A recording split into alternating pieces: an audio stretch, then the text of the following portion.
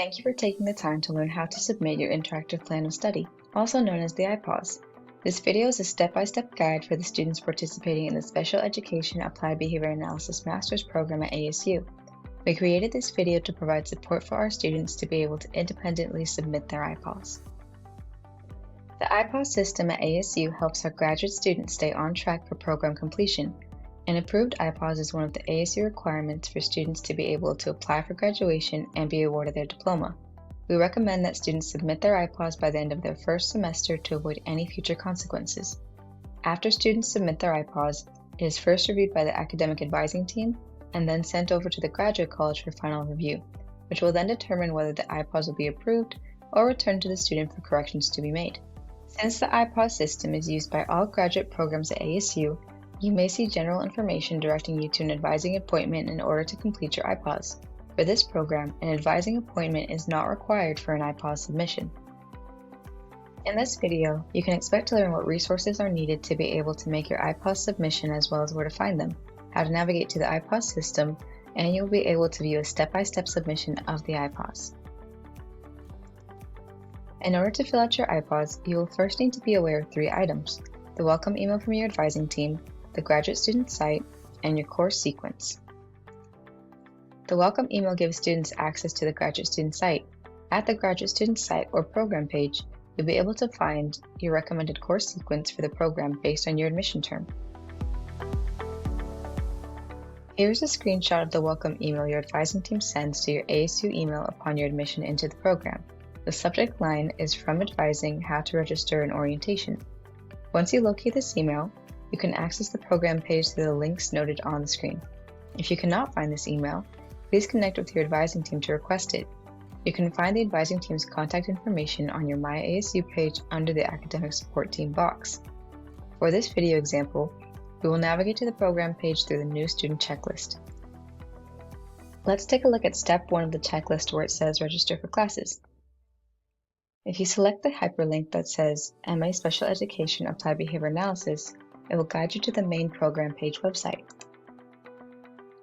Once you've been redirected there, click the header that says Course Sequence. In the Course Sequence section of the website, please select your start term to initiate the drop-down menu. From here, select the semester and year that you were admitted for. For this video example, we will use the course sequence for students admitted in summer session of 2024.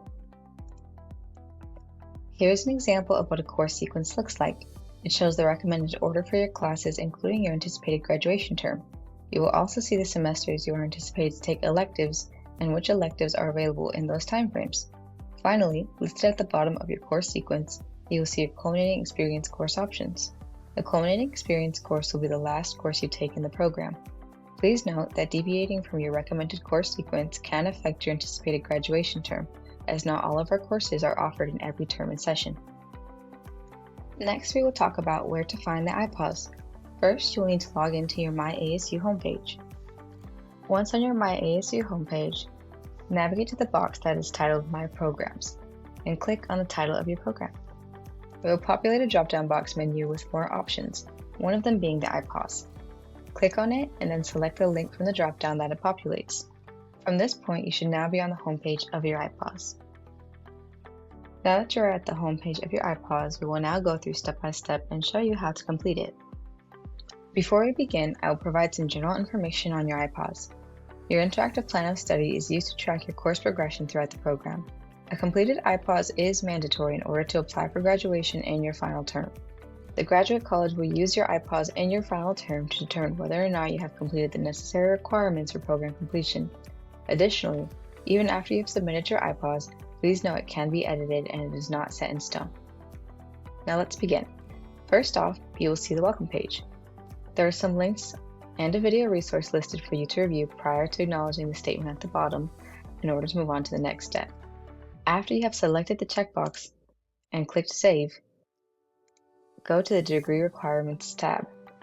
Here is where you will select which culminating experience course you would like to take. This will be the final class you take within your program. You can choose either the Applied Project or the Capstone. For more information about these options, please refer to the graduate student site.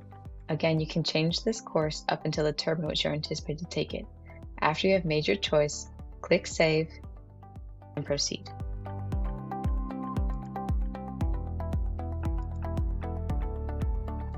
Next, you will head to the tab titled Courses and select Course Admin. At this point, you will want to have your course sequence handy.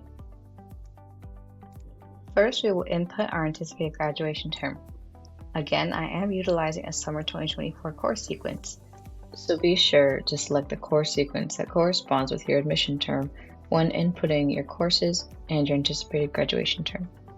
Your anticipated graduation term will be the final term listed on your course sequence. You will first add the required core. As you can see at the top, only one course goes in this section as it only asks for 3 credit hours. Each course within the program is equivalent to 3 credit hours. Once you click on Add Required Core, it'll populate the course that goes in this section. Click the check mark and click Done. Then it will ask you the term in which you're anticipated to take it. Please refer to your course sequence and input the term in which you are listed to take this specific course.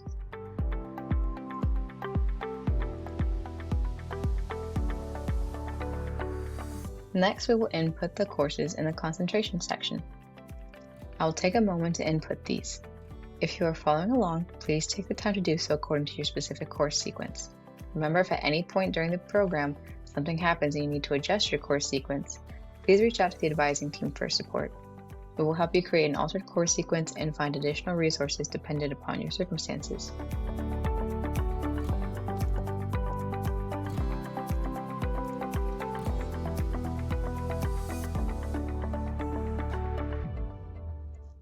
Now that we have selected our concentration courses and clicked Done, we will move on to the elective section. To add an elective, select on the maroon bar that says Add Electives. Once here, it populates differently than concentration and core. In this scenario, you will select Add Future Course. Subject area will be SPE, and then you will input the number of the elective you have decided upon. Please keep in mind, there are several sections of SPE 598, but they are entirely different courses and they are also titled differently. Should you select one of these options, it will ask you to select the topic otherwise known as the title.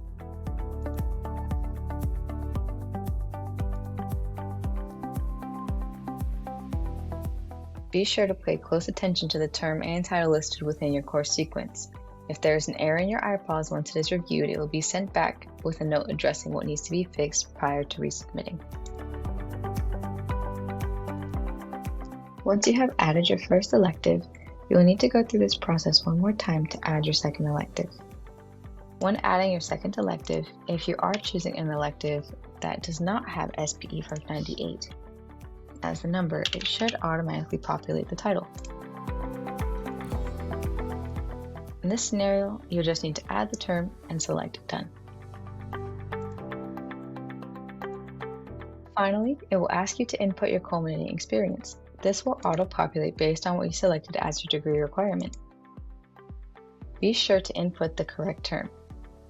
And as mentioned previously, you will select number 3 for the credit hour requirement. After this step is done, scroll to the bottom of the page and click Save. It should populate a message as seen on my screen, stating that you have met the necessary requirements to move forward to the Faculty Committee tab. Look at the left-hand side of your iPOS. Select the Advisors tab. You will see a drop-down that says Staff Advisor and Faculty Committee. We're going to select Faculty Committee. After you have selected it, input the letters DIG for the last name and SAM for the first name, and click Search. This should populate the name Samuel DeGangi, who is our program coordinator. You will then select the role of Chair and click Done. His photo should auto-populate. At this point, be sure to go ahead and click Save. Should you ever need your advising team's information, you can always find it in the Staff Advisor tab on your iPOS page. Under the Faculty Committee tab, you will notice the Petitions tab.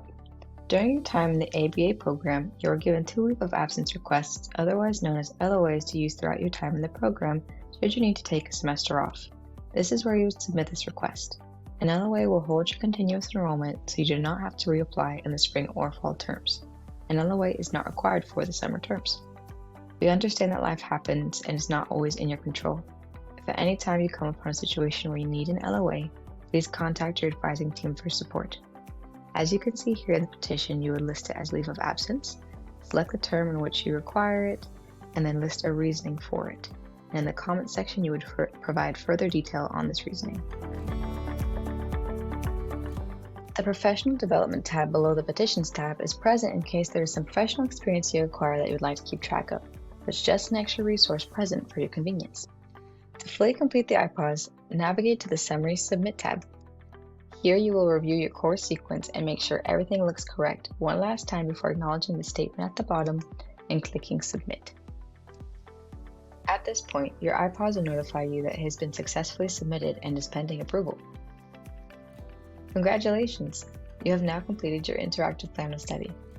If you still need assistance completing the iPOS, you can navigate to the graduate student site for additional resources. If you still need further support, please feel free to connect with the advising team and schedule an appointment.